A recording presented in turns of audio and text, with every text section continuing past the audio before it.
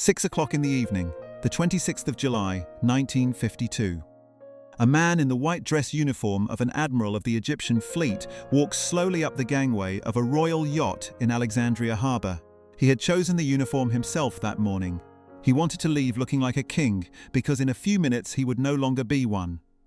His name was Farouk, and he was the last grown man to rule Egypt with a crown on his head. What nobody on that dock understood was that the monarchy did not actually end that evening. Egypt would have one more king after Farouk.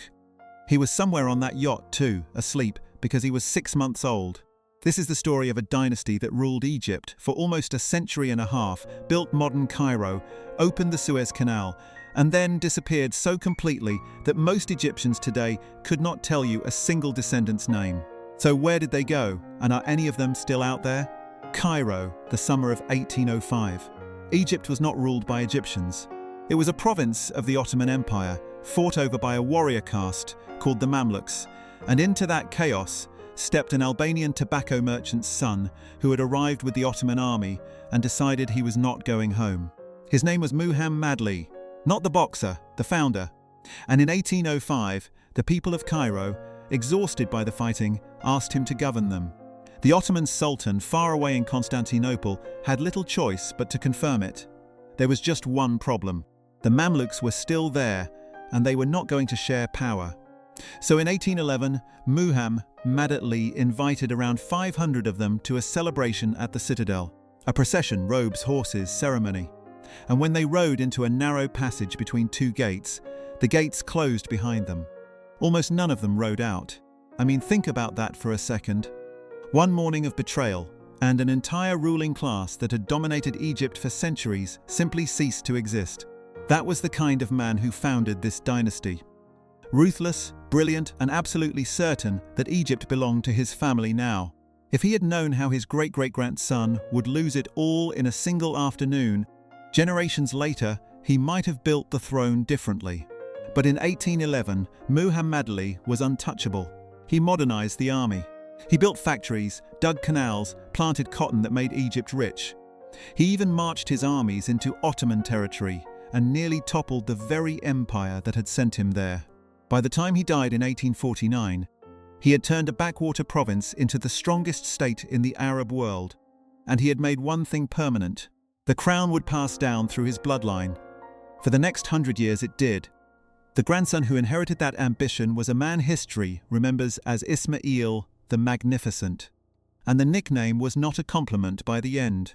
Ismail took the title Khedive, a kind of viceroy king, and he had a vision. He wanted Egypt to stop being part of Africa, in his words, and become part of Europe. So he spent. He rebuilt Cairo to look like Paris, with wide boulevards and an opera house. He laid down railways and telegraph lines. And his crowning achievement, the thing the whole world came to see, was a canal cut through the desert connecting the Mediterranean to the Red Sea. In November of 1869, the Suez Canal opened. Royalty came from across Europe. There were fireworks over the desert and a banquet for thousands. For one night, the family of an Albanian merchant's son hosted the kings of the world as equals. But the same canal that made Egypt the center of the world was about to hand it to foreigners, because Ismail had paid for the dream with debt, mountains of it. By the mid-1870s, Egypt owed European banks a fortune it could never repay. And in 1875, desperate for cash, Ismail sold Egypt's shares in the Suez Canal to the British government. He sold the most valuable waterway on earth to pay his bills. So yeah, not a great trade. And the bill did not fall on Ismail. It fell on the Egyptian peasants, the fellahin, who were taxed until there was almost nothing left to take. Whole villages were squeezed to pay interest to banks in London and Paris. So, while European royalty sipped champagne at the opening of the canal, the people who had dug it were being bled to keep the dynasty's creditors happy. That is the part of the magnificent Ismail story that the postcards leave out. The grandeur was real. So was the price, and the people who paid it never set foot in the opera house. It did not save him anyway. Egypt's finances were placed under European control, with British and French officials sitting inside the Egyptian government, watching every coin. And in 1879, the Ottoman Sultan, pressured by Britain and France, removed Ismail from the throne entirely. The magnificent Khedive went into exile and died years later in a palace on the Bosphorus, far from the Cairo he had rebuilt. That should have been the warning. A monarch could be removed. The throne was not as permanent as Muhammad Ali had believed. The family did not listen. 3 years later, in 1882, an Egyptian army officer named Urabi led a revolt against foreign control. The British answered with their fleet and their soldiers. They crushed the revolt at a place called Tel El Kebir, and then they did not leave. And here is the detail almost everyone misses. From that point on, the kings of Egypt sat on a real throne, in a real palace, wearing real crowns. But the actual power sat in the British consulate. The dynasty ruled in name, Britain ruled in fact. For the next 40 years, that uncomfortable arrangement held. The Khedives came and went. One of them, Abbas II, sympathized too openly with Egyptian nationalists and with the Ottomans, so when the First World War broke out in 1914, the British simply deposed him while he was abroad and replaced him with a more cooperative uncle. They also changed the title. Egypt was declared a sultanate, then a British protectorate. The family kept the crown. They just had to ask permission to wear it. By the end of the war, Egypt had had enough. In 1919, Egypt rose. Not in one battle, but in a wave of strikes and protests and demonstrations that swept the country after the British arrested a nationalist leader named Saadi Zaghloul and exiled him for daring to ask for independence. Students marched. Lawyers marched. For the first time, Egyptian women marched in the streets of Cairo. The country had decided it wanted the foreigners gone. And in 1922, Britain blinked. It declared Egypt a formally independent kingdom. The man who became the first king of Egypt was named Fuad. He spoke Arabic, Italian, and French. There is a persistent story, repeated by people who knew the family, that his Arabic stayed shaky for years because he had been raised partly in Italy. And that small detail tells you how foreign this royal family still felt to many ordinary Egyptians. Even as it became the living symbol of Egyptian independence, you would think a family that had ruled Egypt for over a century would feel Egyptian. To a lot of their subjects, they never quite did. That gap would matter later. Independence in 1922 was real, but only on paper. Britain kept its soldiers in Egypt. It kept control of the Suez Canal and of Egypt's defense and foreign policy. King Fuad spent his reign in a three-way wrestling match between the British, the nationalist Waft Party, and his own desire for absolute power. He suspended the constitution when it suited him. He was a hard, suspicious man. Then in 1936, Fuad died and the crown passed to his only son, a boy of 16. His name was Farouk, and for one shining moment, he was the most beloved man in Egypt. Think about what he represented. He was young, he was slim and handsome then, before the years changed him. He had been educated in England, but he came home to be king, and unlike his father, he made a point of speaking to his people in their own language. He prayed publicly at the great mosques. He toured the provinces. When he drove through Cairo, crowds lined the streets just to catch sight of him.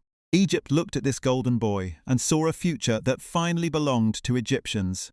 There is a famous line attributed to Farouk from years later, after it had all gone wrong, when he reportedly said that soon there would be only 5 kings left in the world. The kings of hearts, diamonds, clubs, spades, and the King of England. It is the kind of thing a man says once he already senses the throne slipping. But in 1937, no one was joking about kings disappearing.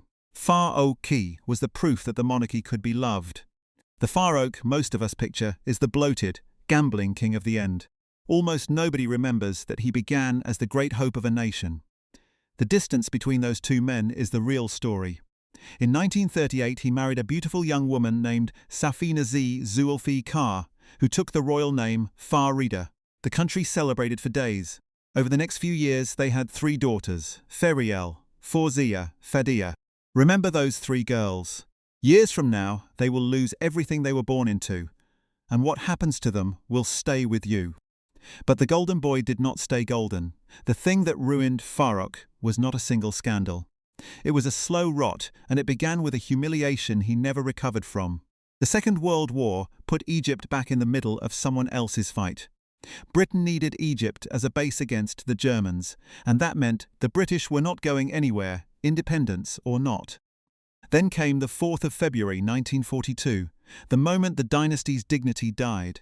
The British ambassador wanted Farouk to appoint a government friendly to Britain. Farouk resisted. So that evening, British tanks rolled up and surrounded Abdeen Palace, the king's own residence in Cairo. The ambassador walked in and presented Farouk with a choice. Appoint the government Britain wanted, or abdicate on the spot. Picture it. A king, in his own palace, in his own capital, surrounded by foreign tanks, told to obey or get out. He gave in. He appointed the government. And every Egyptian who heard about it understood the same thing. Their king could be pushed around by foreigners in his own home. This is where the story takes the turn nobody expected, because the man who never forgot that humiliation was not just Farouk. Watching from inside the Egyptian army was a young officer who decided that night that the monarchy had to go. His name was Gamal Abdel Nasser. Hold on to that. After 1942, something in Farouk changed. The disciplined young king disappeared. In his place came a man who ate enormously, who gambled in the casinos of Europe, who collected cars and watches, and, by some accounts, things that did not belong to him. He ballooned in weight. The newspapers of the world turned him into a punchline. The great hope of Egypt had become a cartoon. So yeah, the fall was already happening. It just had not finished yet. Then in 1948, Egypt went to war alongside other Arab states against the newly declared State of Israel, and Egypt lost. Worse than lost.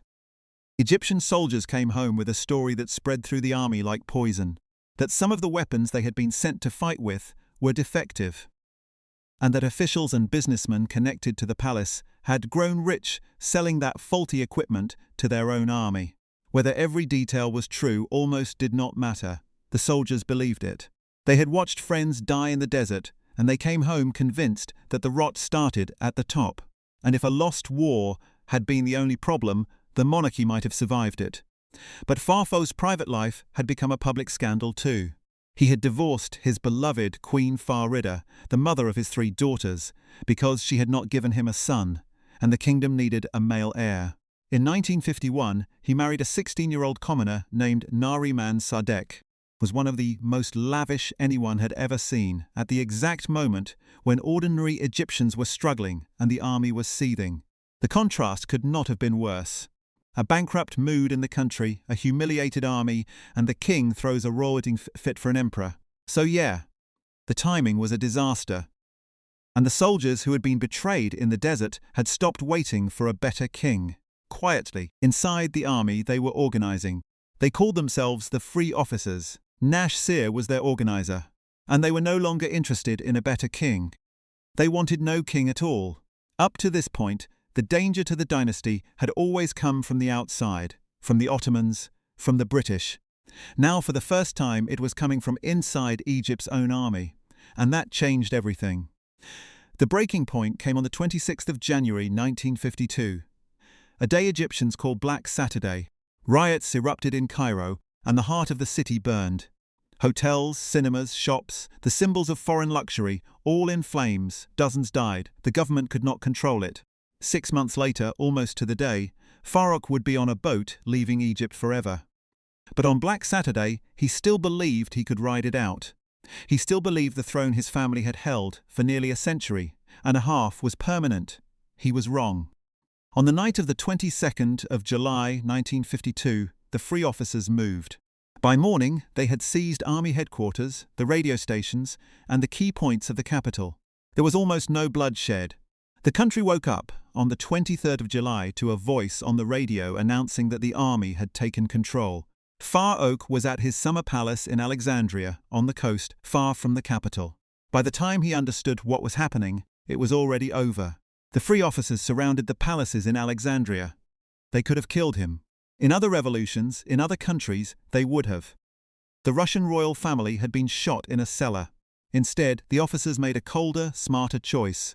They forced Farouk to sign an instrument of abdication. And here is the part that the textbooks rush past, the part you came for. Farouk did not abdicate into nothing. He abdicated in favor of his son. Because just 6 months earlier, in January of 1952, his second wife, Narriman, had finally given him the thing he had wanted his whole reign.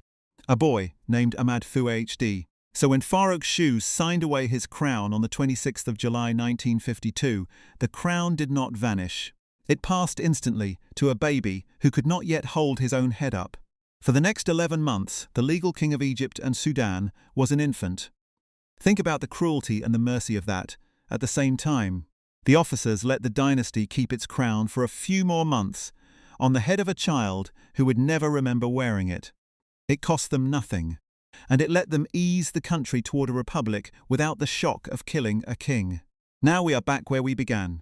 6 in the evening, the White Admiral's uniform, the gangway of the royal yacht. Farouk's daughters were there too. Ferial was 13. Fawzia was 12, Fadia was 8.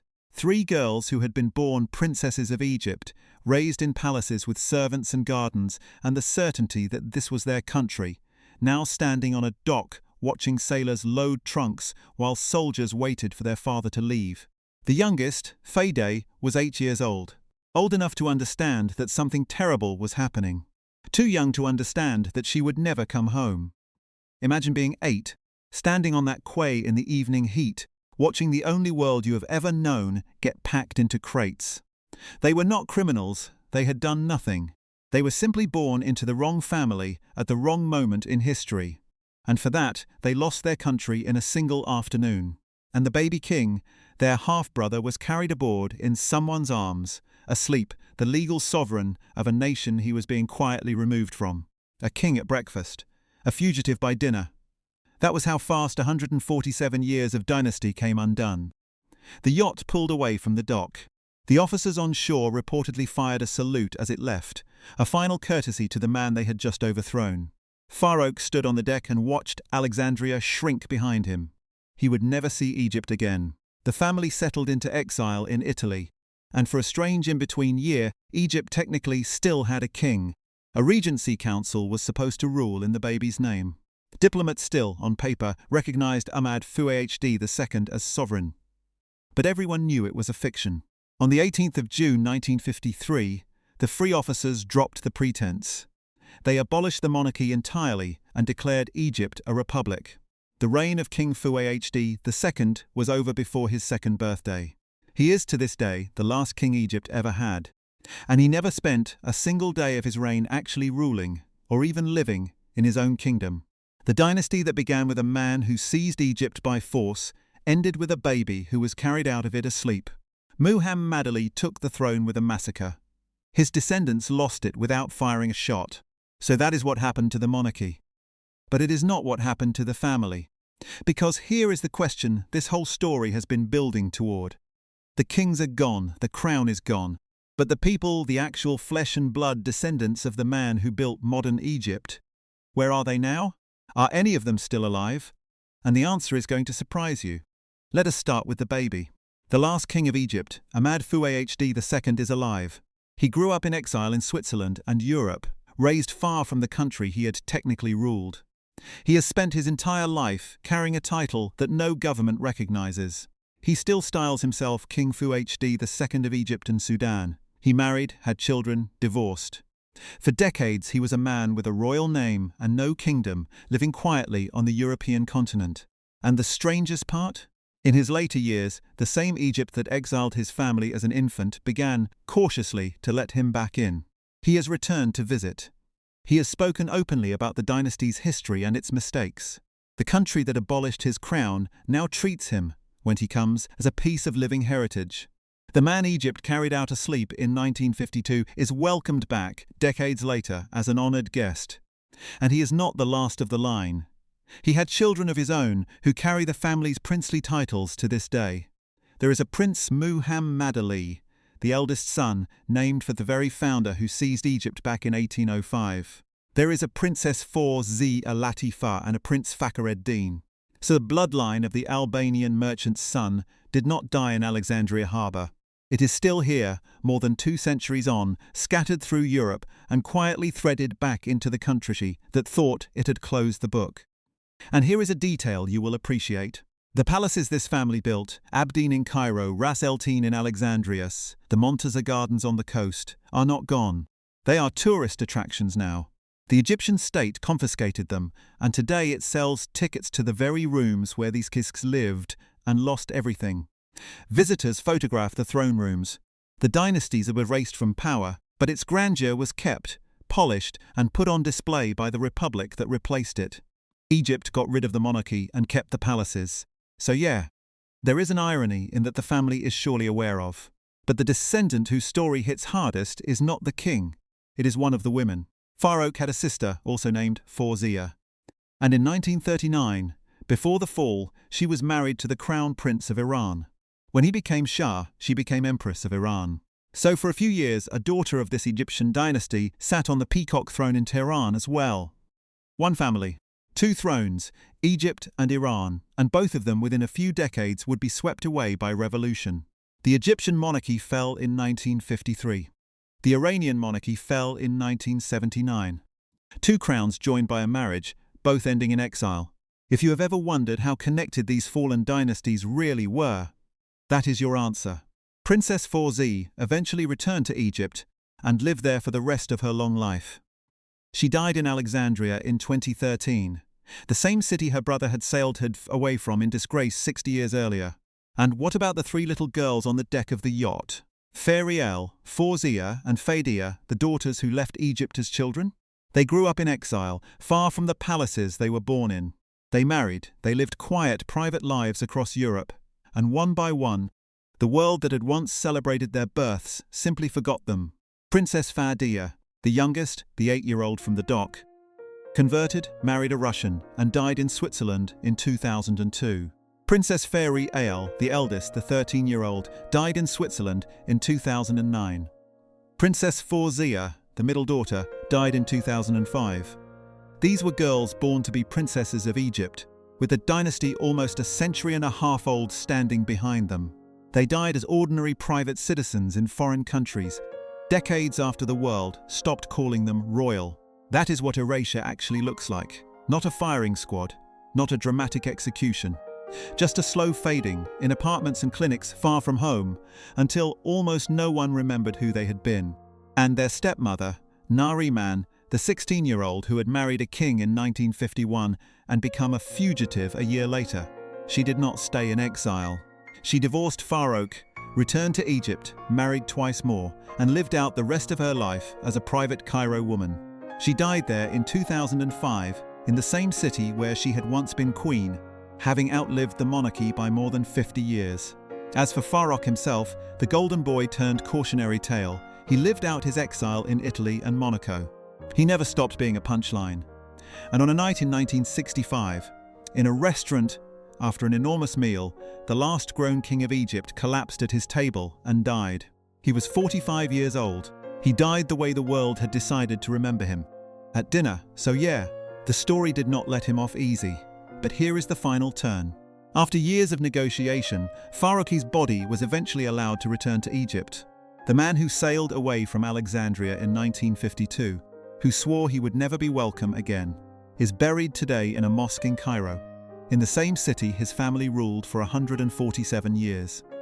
He left as a king in an admiral's uniform he chose himself, certain he would never return. And in the end, Egypt took him back, not as ruler, as history. The Muhammadi dynasty ruled Egypt for almost a century and a half. They built a capital, opened a canal that still carries the trade of the world, and produced the last kings this country will likely ever know. And then, in the space of 11 months, between a coup in July and a republic the following June, all of it was gone. The crown are in museums now, the palaces are government buildings. But the descendants are still out there, in Switzerland, in Cairo, carrying a royal name that no longer comes with a throne. And maybe that is the real lesson of every fallen crown. Power feels permanent right up until the morning it is not.